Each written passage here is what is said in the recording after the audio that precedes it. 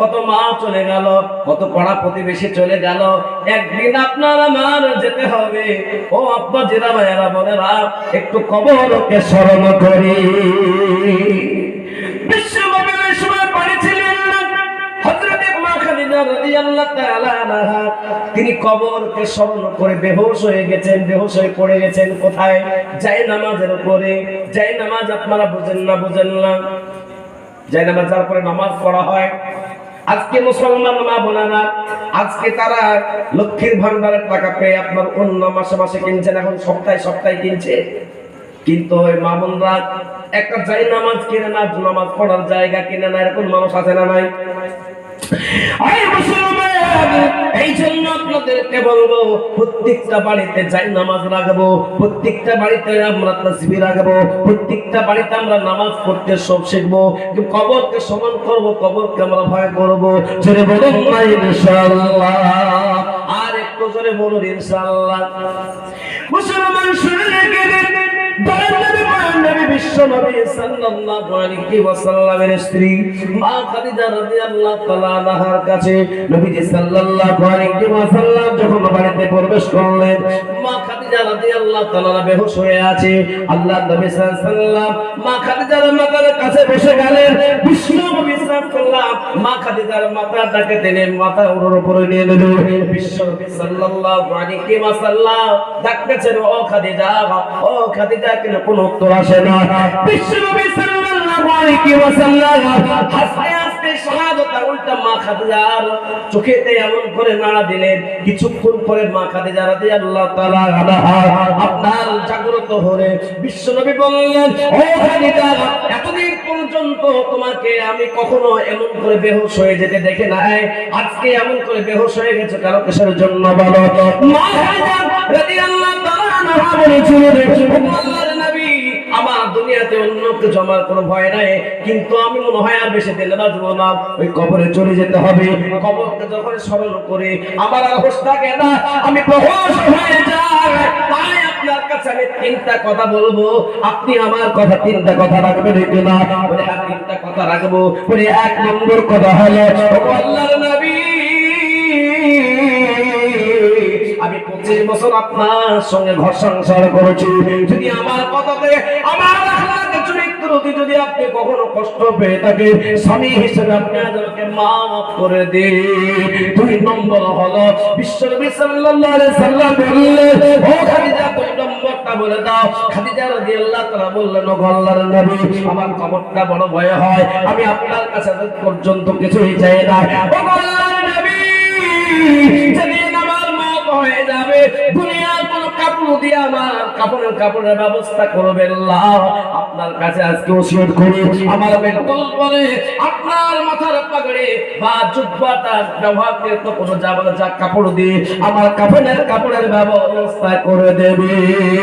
বিশ্বনবী বললেন, খাদিজা, আমার একটাই মাত্র মাথার পাগড়ি আর একটাই মাত্র পট্টি লাগানো জুব্বা খাদিজা, অন্য কিছু আর নয়। খাদিজা রাদিয়াল্লাহু তাআলা আনহাকে বিশ্বনবী সাল্লাল্লাহু আলাইহি ওয়াসাল্লাম যখন শুনিয়ে দিলেন, মা খাদিজা রাদিয়াল্লাহু তাআলা বললেন, ও আল্লাহর নবী, এতদিন পর্যন্ত আপনার কাছে আছি, এতদিন পর্যন্ত অনেক জামা আপনি পরেছেন, যে সমস্ত জামাগুলো কাপড়গুলো পরার মতো আর যোগ্য নয়, ওই সমস্ত কাপড়গুলো যেমন নোংরা হয়ে গেছে, ছেঁড়া টুকরো হয়ে গেছে, আমি ফেলে দেই নাই, আমি নষ্ট করে দেই নাই, আমি পোটলা বেঁধে ঘরের ভিতর রেখেছি।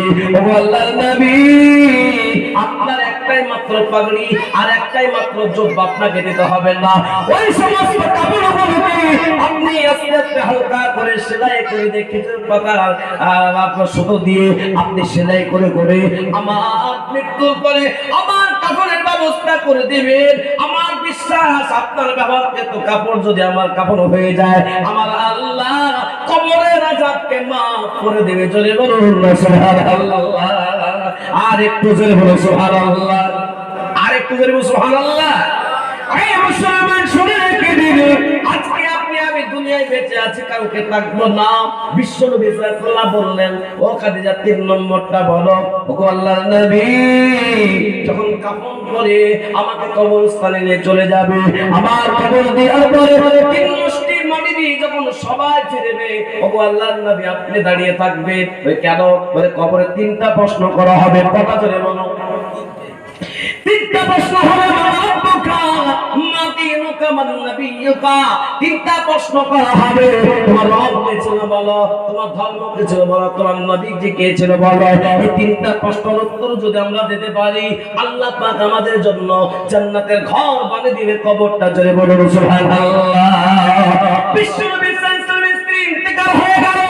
বিশ্বনবী সাল্লাল্লাহু আলাইহি ওয়াসাল্লাম তিনি এবার মাথার পাগড়িটার কাফন বানিয়ে দিলেন। মা খাদিজা রাদিয়াল্লাহু তাআলা রাহাকে দুনিয়ার অন্য কোনো কবরস্থান নয়, দুনিয়ার শ্রেষ্ঠ কোনো দুটো কবরস্থানের নাম পাওয়া যায় ওই কাবা ঘর থেকে মাত্র 1.5 কিলোমিটার রাস্তা। আমি সেখানে গিয়েছিলাম 2019 সালে উমরা হজ করতে গিয়ে দেখে এসেছি। হে মুসলমান, বিশ্বনবী সাল্লাল্লাহু আলাইহি ওয়াসাল্লামের স্ত্রী মা খাদিজার কবরটাকে এখন সেখানকার সরকার আপনার কাজ দেখে রেখেছে। কেন? বিশ্বনবী সাল্লাল্লাহু আলাইহি ওয়াসাল্লামের স্ত্রী মা খাদিজার কবর থেকে সুগন্ধ উঠেছিল, জোরে বলুন সুবহানাল্লাহ। আর মানুষেরা সেখান থেকে আপনার মাটিগুলো নিয়ে নিচ্ছিল, যার কারণে কোনো মানুষ যেন ওই কবরে হাত না দিতে পারে, যার কারণে সেই কবরটাকে কাজ দেখে আছে। আমার ভাইয়েরা, ওই কবরস্থানের নাম হলো জান্নাতুল মুআল্লা। কি নাম বললাম? জোরে বলুন, জোরে বলুন, কি নাম? জান্নাতুল মুআল্লা। আর নবীজির রওজা মুবারকের পাশে 40টা ধাপ দূরে যে কবরস্থানটা আছে, কবরস্থান নাম হলো জান্নাতুল বাকি। একটা নয়, দুটো নয়, 10,000 সাহাবার কবর আছে। জোরে বলুন সুবহানাল্লাহ। ইয়া বাবারা, বিশ্বনবী সাল্লাল্লাহু আলাইহি ওয়াসাল্লাম নিজের স্ত্রী মা খাদিজা রাদিয়াল্লাহু তাআলা আনহার লাশটা নিয়ে গেলেন জান্নাতুল মুআল্লা কবরস্থানে। 3.5 হাত মাটির নিচে রাখার পরে এবার খেজুর পাতা দিয়ে 3 মুষ্টি মাটি দিয়ে সবাই বিদায় নেয়। কিতাবার নবীজি দাঁড়িয়ে হযরত আবু বকর সিদ্দিক রাদিয়াল্লাহু তাআলা বলেন, হুজুর আপনি যাবেন না। বিশ্বনবী বললেন, আমার সাহাবারা তোমরা চলে যাও, আমার খাদিজাকে আমি কথা দিয়েছিলাম আমার খাদিজার জন্য একটু দাঁড়িয়ে থাকবো। আল্লাহর নবী সাল্লাল্লাহু আলাইহি ওয়াসাল্লাম দাঁড়িয়ে আছে, আপনি আমি মারা যাব, কেমন করে জানাজার নামাজ পড়িয়ে যখন কবরস্থানে রেখে চলে আসবে। আর 40টা ধাপ না আস্তে আস্তে সঙ্গে সঙ্গে মুনকার নাকি 3টা প্রশ্ন করতে চলে আসবে। আব্বাজিরা, বিশ্বনবী সাল্লাল্লাহু আলাইহি ওয়াসাল্লামের স্ত্রী মা খাদিজার কবরে ওই মুনকার নাকির আসে না। বিশ্বনবী দাঁড়িয়ে থাকতে পারে না, বসে গেলেন, বসে থাকতে পারে না, শুয়ে পড়লেন। মাটিতে হাত দিয়ে আল্লাহ পাকের কাছে বলবো, আল্লাহ সবার কবরে মুনকার নাকির চলে আসে, আমার খাদিজার কবরে কেন আসে না? বিশ্বনবী সাল্লাল্লাহু আলাইহি ওয়াসাল্লামকে জানিয়ে দেওয়া হলো, আল্লাহর নবী আপনাকে সৃষ্টি না করলে গোটা দুনিয়াকে সৃষ্টি করা হতো না, কায়নাতকে সৃষ্টি করা হতো না।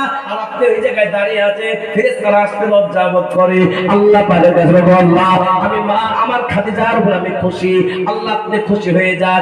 আল্লাহ পাক বলে, যেই স্বামী তার স্ত্রীর উপরে খুশি, আল্লাহ পাক তার উপরে খুশি হয়ে যায়।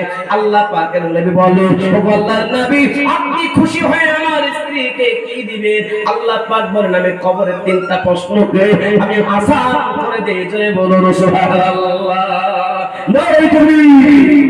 আমার ভাইরা, তাই আমরা যদি আজকে এই আমার মা বোনেরা যদি স্বামীকে আজকে খুশি রাখতে পারেন, কবরের 3টা প্রশ্ন আসান হয়ে যাবে।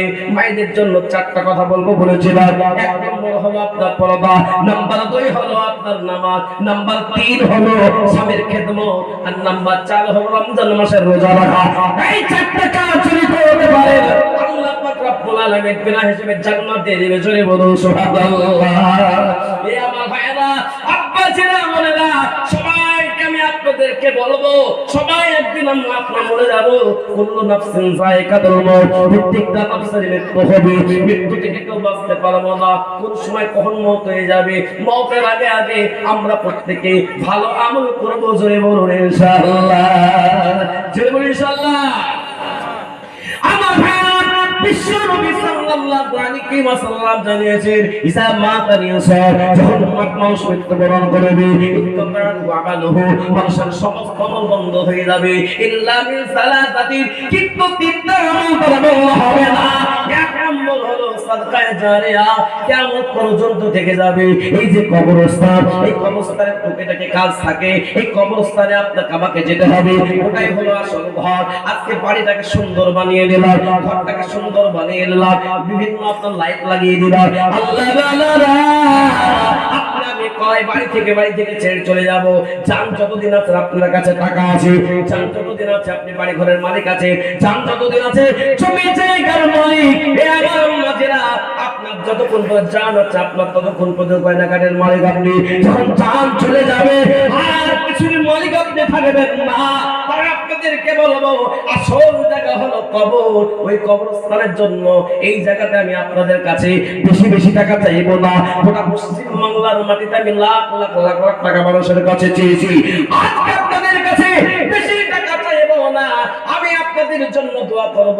2019 সালে হজ উমরা করতে গিয়ে ওই কাবা ঘরের আপনার জান্নাতে পাথর হাজরা আসওয়াদ পাথরকে চুম্বন দিয়ে আল্লাহর কাছে দোয়া করব। আল্লাহ মানুষের লাখ টাকা দেয় আর এই জবান দিয়ে দোয়া হয় আল্লাহ তুমি কবুল করো। যাকে যা দোয়া দেওয়া হয় আল্লাহ কবুল করবে, এটা আমাদের আশা। তাই আপনাদেরকে বলবো এই জায়গাতে আমি ইসলামের 5টা খুঁটির কথা বলেছিলাম। 5 জন ব্যক্তিকে বলবো ওই কবরটাকে সুন্দর বানানোর জন্য 2 করে 1000 টাকা আপনাদের কাছে আমি চাইবো। আল্লাহ ওয়ালা একজন ব্যক্তি প্রথম নম্বরে 2000 টাকা নিজের মা চলে গেছে, বাপ চলে গেছে, তাদের আত্মার শান্তির জন্য 1 নম্বরে 2000 টাকাকে দিবেন। বলো কি নাম? আমি মানির একজন এখানে দাঁড়া, ওই 3 জন বললেন। হ্যাঁ আল্লাহ কোন করো, কি নাম আপনার? মানিরুল। মাশাআল্লাহ। তোমার বিয়ের বাঁধা দেখো মানিরুল ছিল, এই 2000 টাকা দেখো দাদা কর দিল।